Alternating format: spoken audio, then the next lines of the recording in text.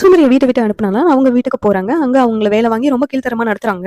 இதனால சுந்தரி ரொம்ப வருத்தப்பட்டுட்டு, நம்ம வீட்ல நம்ம எப்படி இருந்தோம், அங்க எப்படி ராணி மாரி இருந்தோம். இங்க வந்துட்டு இங்க இப்படியெல்லாம் வேலை பார்க்க வேண்டியதா இருக்கே அப்படின்னு சொல்லிட்டு நெனச்சு மனசு வருத்தப்படுறாங்க. இனிமேலும் நம்ம நம்ம வீட்டுக்கு எதிரா எந்த சதி வேலையும் பண்ணக்கூடாது. அணு ஆகாஷையும் பிரிக்கணும்னு நெனைக்கக்கூடாது அப்படின்னு சொல்லிட்டு சுந்தரி மனசு மாறுறாங்க. மனசு திருந்திட்டு ராகவ் கிட்ட போயிட்டு மன்னிப்பு கேட்கறாங்க. ராகவ் என்கிட்ட நீங்க ஒண்ணும் மன்னிப்பு கேட்க வேண்டியதில்ல சித்தி. சம்மந்தப்பட்டவங்க கிட்ட தான் நீங்க மன்னிப்பு கேட்கணும். அனு, ஆகாஷ் தான் உங்கள ஏத்துக்கணும் அப்படின்னு சொல்லிட்டு ராகவ் சொல்றாங்க. அதுவும் இல்லாம நீங்க செஞ்ச காரியம்லாம் 1ஆ 2ஆ ஒருத்தவங்க பிடிக்கலன்னா அவங்கள இப்படியா இது பண்றது? நீங்க பண்ண காரியத்த நினைச்சு எனக்கே ரொம்ப சகிக்கவே முடியல. பாவம் ஆகாஷும், அனுவும் தான் அதுல சம்மந்தப்பட்டிருக்காங்க. அவங்க எவ்வளவு வருத்தப்பட்டிருப்பாங்க அப்படின்னு சொல்லிட்டு ராகவ் சொல்லிக்கிட்டு இருக்காங்க.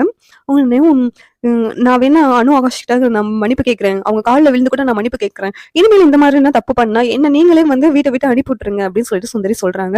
இப்பதான் எனக்கு புரிஞ்சுச்சு. சித்தப்பா என் மேல கோவப்பட்டு வீட்ட விட்டு அனுப்புன அந்த நிமிஷம் தான் நான் தப்பெல்லாம் உணர்ந்துக்கிட்டேன் அப்படின்னு சொல்லிட்டு சுந்தரி சொல்றாங்க. இப்பவே நான் அனு, ஆகாஷ் கால்ல விழுந்து கூட மன்னிப்பு கேட்க தயாரா இருக்கேன் அப்படின்னு சொல்றாங்க.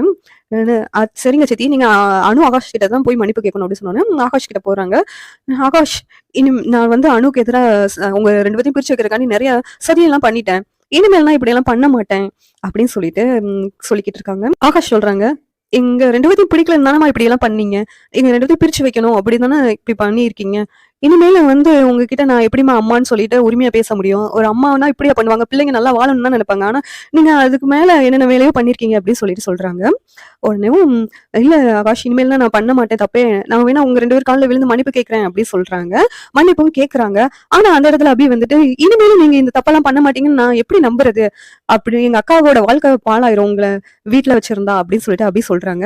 இல்ல, நான் இந்த மாதிரி காரியம்னா இனிமேல் பண்ண மாட்டேன் அப்படின்னு சொல்றாங்க. அப்பனா நீங்க இந்த மாதிரி காரியம் பண்ண மாட்டேன்னு சொல்லி ஒரு பேப்பர்ல எழுதி எனக்கு சைன் பண்ணி கொடுங்க. அப்படி நான் பண்ணேன்னா இந்த வீட்டுல இருக்க மாட்டேன் அப்படின்னு சொல்லிட்டு எனக்கு சைன் பண்ணி கொடுங்க அப்படின்னு சொல்லிட்டு அபி கேட்கறாங்க. சரி, நான் கண்டிப்பா பண்றேன். நான் உண்மையிலே மனசு மாறிட்டேன். இனிமேல் எந்த தப்பும் பண்ண மாட்டேன் அப்படின்னு சொல்லிட்டு சுந்தரி சொல்லிக்கிட்டு இருக்காங்க. இந்த மாதிரி தான் நாளைக்கான சீரியல் எல்லாமே எல்லாம் சொல்லிட்டு நான் நினைக்கிறேன். இந்த சீரியல் எப்படி இருந்தா நல்லா இருக்கும் நீங்க நினைக்கிறீங்கன்னு கமெண்ட் பண்ணுங்க. இந்த வீடியோ பிடிச்சிருந்தா லைக் பண்ணுங்க, ஷேர் பண்ணுங்க, சப்ஸ்கிரைப் பண்ணுங்க. தேங்க்யூ.